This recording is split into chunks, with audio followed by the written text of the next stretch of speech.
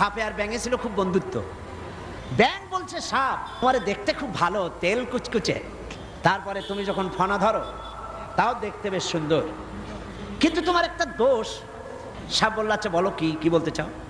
ব্যাঙ বলছে তুমি যখন চলো তখন তুমি কিন্তু সোজা হয়ে চলো না, খালি এইরকম করে চলো, এইটা বড্ড বিশ্রী লাগে। সাপ শুনে বলছে বেয়াদব, আমার সমালোচনা করার এত বড় দুঃসাহস কোথায় পেলি? ফনা তুলেছে, ফস করে উঠেছে। ব্যাঙ বলে ওরে বাবা, এত প্রশংসা করলাম, একটু সমালোচনা করছি, সহ্য করতে পারলি না? ব্যাঙ লাফ দিয়ে পড়ছে পুকুরের মধ্যে। এখন ফস করে উঠছে, পাশে ছিল এক রাখাল। ফস করলো কি, আগায় দেখে যে সাপ, হাতে ছিল হেদায়েতুল্লাহ, বিসমিল্লাহ কই আরম্ভ করছে, জায়গায় শেষ, একদম সোজা। ব্যাঙ অনেক সময় পর ডুব দিয়ে ভাসে উঠছে, আস্তে আস্তে করে যায় দেখে বন্ধু তো একদম সোজা। কারণ কি, কাছে যেয়ে দেখে চিন্তা নাই, মুখ দিয়ে ফেনা টানা বাইরে হয়ে গেছে। কয় বন্ধু সেই সোজা হইলেন, তবে মুখ দিয়ে ফেনা বাইরে সোজা হইছেন, ফেনা থাকতে আর সোজা হইলেন না।